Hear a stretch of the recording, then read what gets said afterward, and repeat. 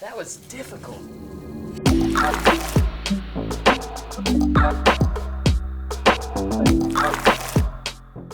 So 2 weeks ago, I challenged myself to build the absolute coolest car possible for $2,000, including the price of the car. And we started with this 85 C10. Now, the first thing we did was put on some wheels and tires. That cost us $300.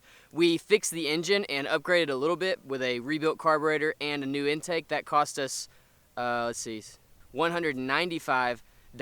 We redid the entire interior for $100, and our grand total so far is right at $1,500. Now, we finished last video and I said that we had spent $1,600, but I forgot that I sold the stock wheels off this thing for $150, so that took our budget down $150. Now, there's one last thing that this build needs to be an actual build, at least a built build, and that is it needs to be lowered. So I found the lowest possible kit that I could buy, the max low kit, without actually having to modify the frame or anything, and we're gonna install that today. Oh, and by the way, it was $300, so wish me luck. So behind me is my 1985 Chevrolet C10. It's a short wheelbase, square body, meaning it's a single cab with a short bed, and it's a square body, which is this body style. They are really popular right now, and we are building this one on a $2,000 budget. So far we have put wheels and tires on it. They're 22s. We've redone the interior for $100. I'll throw a little ribbon up here so you guys can watch that if you want to get caught up. And we got the truck running, which it did not run when I got it. So it runs and drives, the wheels look cool, the interior looks cool, but if you're a fan of this show, you know that I don't leave cars at their stock ride height ever. So we are going to lower this thing on a budget.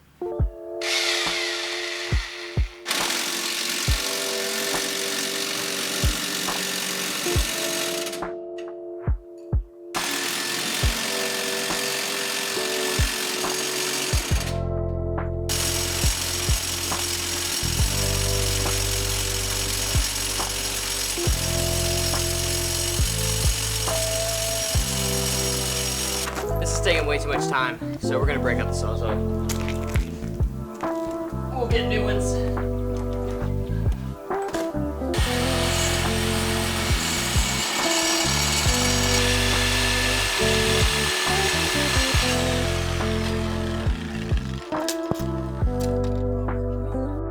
Not starting off well.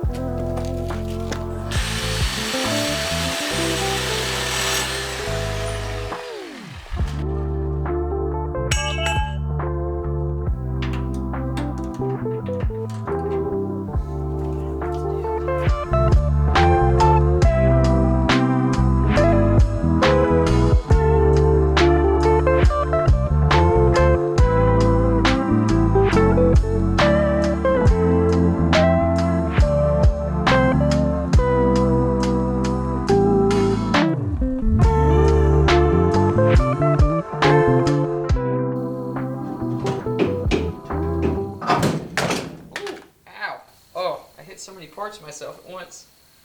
How? Just like that. It's out. That easy, guys. It's a couple bolts, and your leaf spring's done. Nothing to it. Oh man, this is heavy. Oh my goodness. Oh. That was difficult. All right. Bugs are everywhere. So we got the first of 2 leaf springs out. Now the kit came with this. This is like a leaf spring plate. Thought I was bleeding, but I'm not. That's good. It's like a leaf spring plate that goes up underneath the axle for the leaf spring to kind of sit on and mount to. It's got a hole in it, which I think is probably for that bolt. There's a bolt on the leaf spring. You just have to trust me. That hole is for. Now my axle has like some square tube underneath it, so I'm not sure if that was there as like a lowering kit previously or not. So I'm going to inspect that a little bit, and then we'll decide if we're going to use these or use what's already on there. I hope we get to use what's already on there and we don't have to cut it off in order to install this. We'll see. Alright, so I'm going to take you underneath here to show you what's going on. This is a weld-in lowering block. You can see it's square tubing. There is a hole drilled right there. That's for the leaf spring. So this axle's been run this way before, so we're just going to run it that way again. You can see there's one on the other side as well. And I'll just save my lowering block thing, my bobber deal, bracket thingy, for next time. This time we're going to use what's already there because that's easy and it's there and I don't want to cut it away. So that's what we're using. So I'm going to put this side on first and then we'll move over to that one.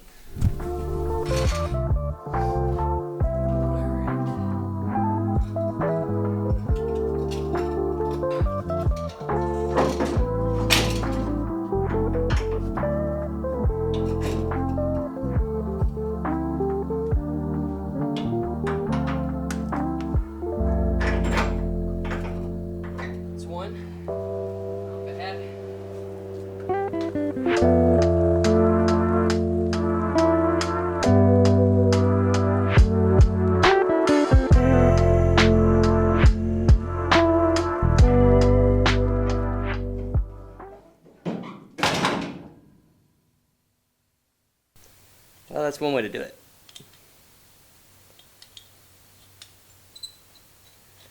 This is crazy. This is much harder than I thought, and it's because of these. These things are old and rusty, and they just don't want to come out. But that side went better than the other.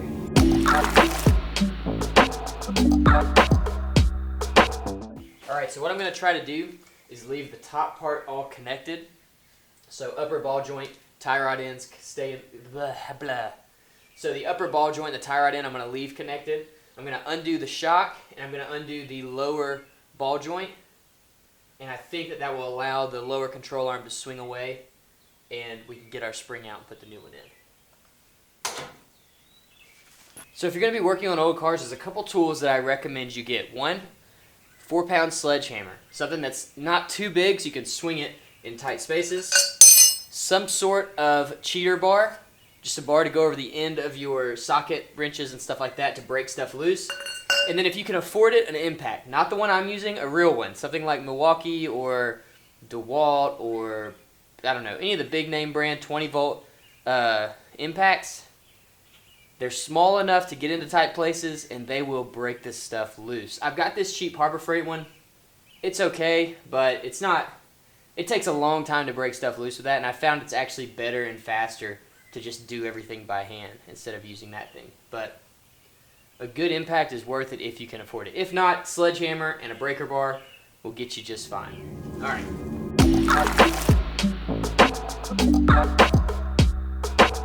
This thing has seen better days.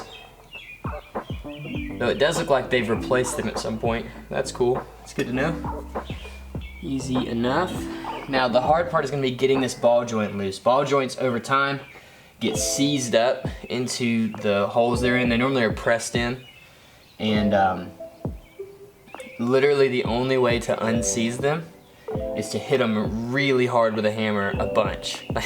That's what you have to do. You just have to hit it and hit it and hit it and hit it, and eventually it just releases. So that's what we're going to do today.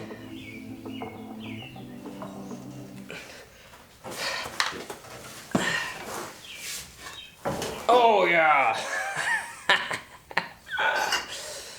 Oh, it's the little things, the small victories that really make a difference when you're doing something like this.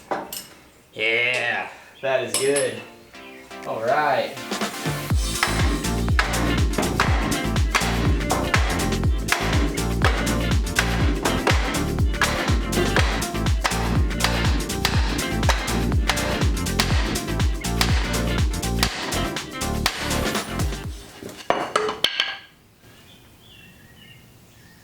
It worked. Every time, just about that second where you feel like it's not gonna work, boom, pops loose. Yeah, that's good. All right, so that's the joint right there. That's the joint we've been working on. You can see I put the castle nut back on top and then just hammered right here on the steering knuckle, and it eventually just lets loose. Now, it does take forever, as you saw. I probably time-lapsed that. Yeah, definitely gonna time-lapse that. I had to hammer this thing for a really long time, but it finally dropped through. So we've got pressure on it with the jack now to get this nut off. We'll pull the nut off, and then we'll lower it with the jack, and our spring should just come loose, I hope.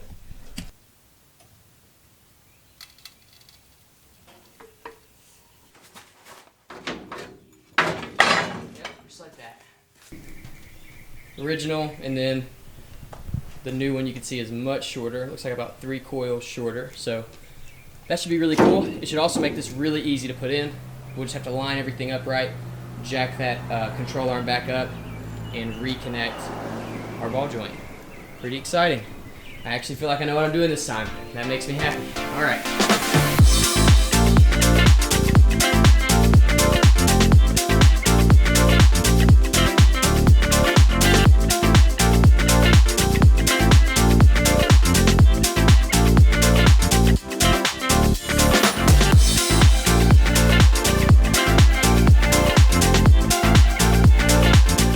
It's pretty dirty, huh? Down here. Oh, it's dirty down there too. It is. Yeah. It's dirty right down there. Here you go. Thank you. Here you go. But you're okay. Yeah, I'm okay. Why is this cold? It's wet. Why? It was out in the rain. It's okay. It'll dry off while you ride. Okay. I let the wind blow all of it off in it.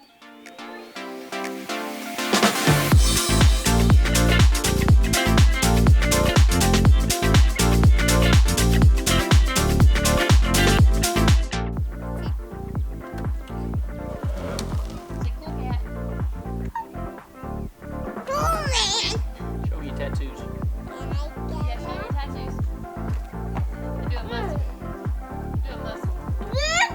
Like this.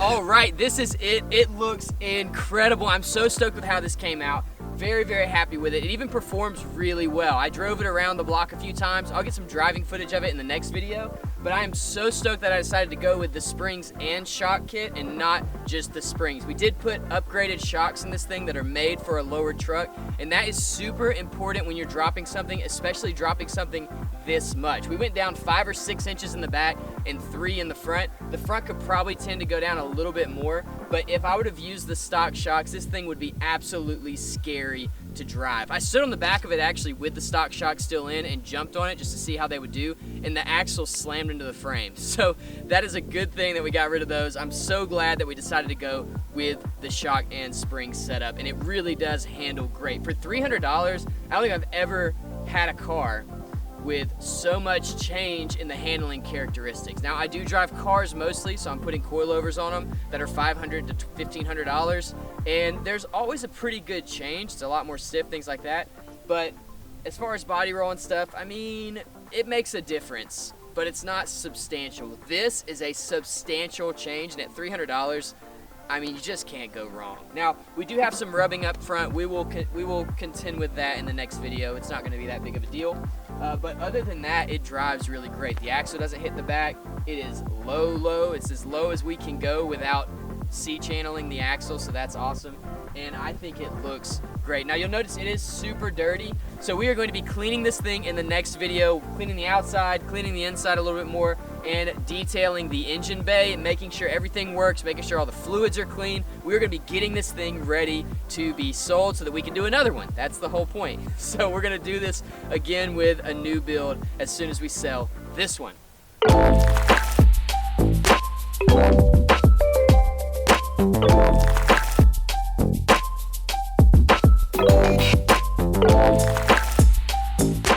Thank you guys so much for watching this entire video. Secret word of the day is shocks, so use shocks or shocked in your comment below to let me know you watched till the very end of this video. It means a huge amount to me that you watched to the end. If you haven't joined yet, consider hitting that join button. It's a 99-cent a month membership, and what it does is it helps us provide free content for you guys. It's very difficult to make car content on YouTube. It's very expensive to make car content. This is one of the cheapest builds I've done in a long time, and it's still $2,000. So that helps us to continue to produce content and produce it a lot more frequently. So if you're a big fan of Bill and you've been supporting us for a long time by watching the videos, consider joining and supporting us in that way as well. You guys are awesome. Thank you so much for watching. We will see you in the next one.